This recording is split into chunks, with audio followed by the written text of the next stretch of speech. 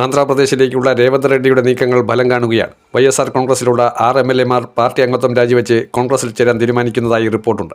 മാത്രമല്ല, നിലവിൽ വൈഎസ്ആർ കോൺഗ്രസിൽ 2 MPമാർ അവിനാഷ് റെഡ്ഡി ഒഴികെയുള്ള 2 MPമാർ ശക്തമായി കോൺഗ്രസ് നേതൃത്വവുമായി കൂടിയാലോചിക്കുകയാണ്. ഇക്കഴിഞ്ഞ ലോക്സഭാ തെരഞ്ഞെടുപ്പിലും നിയമസഭാ തെരഞ്ഞെടുപ്പിലും വൈഎസ്ആർ കോൺഗ്രസിനുണ്ടായ നഷ്ടം അതിഭീമമാണ്. ലോക്സഭാ തെരഞ്ഞെടുപ്പിൽ കഷ്ടിച്ച് 4 സീറ്റുകളിൽ അവർ രക്ഷപ്പെട്ടു. 25 സീറ്റുകളുള്ള ആന്ധ്രയിൽ 16 TDP നേടിയപ്പോൾ 4 മാത്രമാണ് വൈഎസ്ആർ കോൺഗ്രസിന് നേടാൻ കഴിഞ്ഞത്.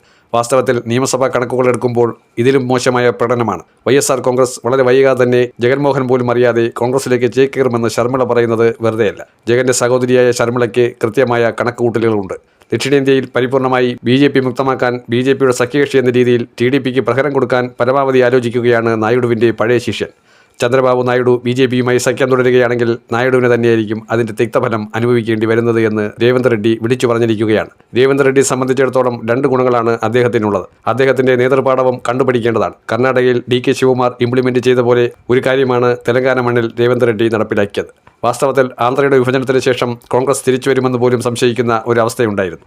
കാരണം ആന്ധ്രയുടെ വിഭജനത്തിന് ശേഷം നടന്ന നിയമസഭാ തെരഞ്ഞെടുപ്പിൽ തെലങ്കാനയിൽ തെലങ്കാന രാഷ്ട്ര സമിതി, അതായത് ഇപ്പോഴത്തെ BRSഉം ആന്ധ്രയിൽ TDPയുമാണ് അധികാരത്തിലേക്ക് വന്നത്. കോൺഗ്രസ് തിരിച്ചു വരുമോ എന്നുള്ള സംശയം ഉദിച്ചു നിൽക്കെയാണ് കഴിഞ്ഞ തവണ മികവാർന്ന മുന്നേറ്റം നടത്തി കോൺഗ്രസ് അധികാരത്തിലേക്ക് എത്തിയത്. വാസ്തവത്തിൽ തെലങ്കാനയിൽ BJP 2ാം സ്ഥാനത്ത് നിൽക്കുന്നുണ്ടെങ്കിൽ പോലും അത് ലോക്സഭാ കണക്കിലാണ്. ക്രിയാത്മകമായി 2ാം സ്ഥാനത്തേക്ക് എത്താൻ വെമ്പുകയാണെങ്കിൽ പോലും അത് വളരെ ഫാർ ഡിസ്റ്റന്റ് ആയിട്ടായിരിക്കും. അതായത് കോൺഗ്രസ് നേതൃത്വം വരുന്ന നിയമസഭാ തെരഞ്ഞെടുപ്പിൽ 117 സീറ്റുകളുള്ള തെലങ്കാനയിൽ വലിയ മുന്നേറ്റം നടത്തുമ്പോൾ തീർച്ചയായും BJPക്ക് അവിടെ 2ാം സ്ഥാനം കിട്ടാനുള്ള എല്ലാ സാധ്യതയുമുണ്ട്.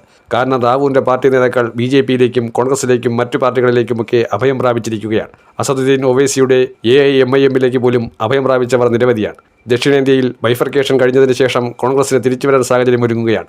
ഡീലിമിറ്റേഷൻ നടപടിക്രമങ്ങളിൽ സ്റ്റാലിൻ എടുത്തിരിക്കുന്ന നിലപാടും സ്റ്റാലിന് ദോഷമായി മാറുകയുള്ളൂ. മതേതര കക്ഷികൾ അല്ലെങ്കിൽ മതേതര പിന്തുണക്കാർ പരിപൂർണമായി DMK വിടും. ദക്ഷിണേന്ത്യയിൽ കോൺഗ്രസിന് കുറച്ചുകൂടി സ്പേസ് ലഭിക്കുന്ന സാഹചര്യമുണ്ടാകും.